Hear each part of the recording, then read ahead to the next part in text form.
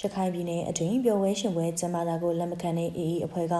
သူတို့ပြုလုပ်မိတဲ့ကြံပွဲတော်အတွင်းမှာတောက်စားပျော်ပါနိုင်ဖို့ပိတ်ပင်ထားတဲ့နိုင်ငံခြားပြည်အရက်ဘီယာတွေကိုပြန်လည်ခွင့်ပြုလိုက်တဲ့ဆိုတဲ့သတင်းကိုတင်ဆက်ပေးပါမယ်။ကျွန်မစုမြလိုက်ပါ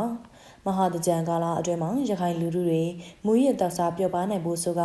ရခင်ကကက်သက်ပိတ်ပင်ထားတဲ့နိုင်ငံခြားပြည်အရက်ဘီယာတွေကိုတင်သွင်းရောင်းချနိုင်ဖို့ရခိုင်လက်နက်ကိုင်အဖွဲ့ AA ကပြန်လည်ခွင့်ပြုလိုက်ပါတယ်။တကြံကာလအတွင်းတောက်သုံးနိုင်ဖို့အတွက်ဒီကနေ့ဧပြီလ2ရက်နေ့ကနေဧပြီလ10ရက်နေ့အထိပြည်ပထုတ်အရက်ဘီယာတင်သွင်းခွင့်ကိုခွင့်ပြုထားပြီးဧပြီလ1ရက်နေ့မနေ့ကစလို့မေလ30ရက်ထိခွင့်ပြုတာဖြစ်တယ်လို့ AA အဖွဲ့ကထုတ်ပြန်ထားတာဖြစ်ပါတယ်။ AA အဖွဲ့ဟာရခိုင်ပြည်နယ်တွေကသူတို့သိမ်းပိုက်ရရှိထားတဲ့မြို့နယ်တွေမှာပြည်ပထုတ်အရက်ဘီယာဝိုင်အပါအဝင်တက်မတော်ထုတ်အရက်ဘီယာဝိုင်တွေကိုတရားမဝင်ပစ္စည်းတွေဖြစ်သတ်မှတ်ခဲ့တာဖြစ်ပါတယ်။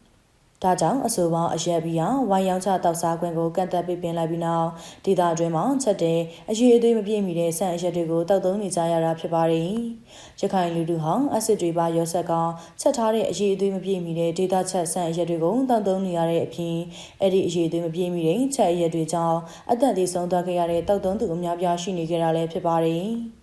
ဒါကြောင့်တကြံကာလအတွင်းအရက်ဘီယာတောက်စားပျော်ပါနိုင်ဖို့အတွင်းနိုင်ငံခြားဖြစ်အရက်ဘီယာတောက်သုံးခွင့်ကို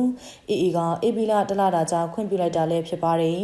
။ခွင့်မပြုပေးထားပဲတင်သွင်းထားတဲ့နိုင်ငံခြားအရက်တွေကိုကြေညာချက်ထုတ်ပြန်တဲ့နေ့ကစလို့9ရက်အတွင်းသက်ဆိုင်ရာမြို့နယ်တွေမှာအခွန်ပေးဆောင်ပြီးမှသာရောင်းချနိုင်မှာဖြစ်တယ်လို့လည်းသိရပါတယ်။ပြည်ပအရက်ဘီယာတွေကိုပြန်လည်ခွင့်ပြုလိုက်ပေမယ့်အရက်စတိုးဆိုင်တွေအနေနဲ့တက်မတော်ထုတ်အရက်ဘီယာတွေကိုတော့ရောင်းချခွင့်ရရှိမှာမဟုတ်သေးပဲတောက်သုံးခွင့်ကိုလည်း AA အဖွဲ့ကကန့်သက်ထားသေးတယ်လို့သိရပါတယ်။ထုတ်ပြန်ကြမှာပါတဲ့စီကံချက်တွေကိုလိုက်နာမှုမရှိတဲ့အရက်စတိုးဆိုင်တွေကိုဥပဒေနဲ့အညီရေးယူသွားမှာဖြစ်ပြီး blacklist အတွင်းခံရမှာဖြစ်တယ်လို့နောက်မှာလည်းနိုင်စင်လျှောက်ဖို့ပိတ်ပင်ခံရမှာဖြစ်တယ်လို့ AA အဖွဲ့ကထုတ်ပြန်ခဲ့တာဖြစ်ပါတယ်။ AA အဖွဲ့ဟာရခိုင်ပြည်နယ်ကမြို့နယ်အချို့ကိုသိမ်းပိုက်ခဲ့ပြီးနောက်ဖြစ်ပွားနေတဲ့စစ်ပွဲတွေကြောင့်အခက်အခဲကြုံတွေ့နေရသူတွေစစ်ဘေးရှောင်နေရသူတွေအပြင်တိုက်ပွဲအတွင်းသေဆုံးနေတဲ့ AA အဖွဲ့ဝင်တွေရှိနေတဲ့အတွက်ရခိုင်ပြည်နယ်အတွင်းပျော်ပွဲရှင်ပွဲပြုလုပ်တာကိုပိတ်ပင်ထားတာလည်းဖြစ်ပါတယ်။ရခိုင်ပြည်နယ်နေအပါအဝင်လွတ်လပ်ရေးနေ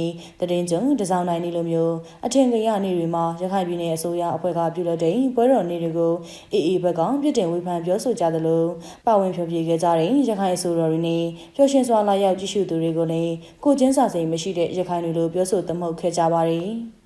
ဒါပြင်တစ်ဖက်မှာတော့ AA အဖွဲ့ဟာတကြံကာလရောက်တိုင်းမိမိတို့ထိန်းချုပ်ထားရတဲ့မြို့တွေက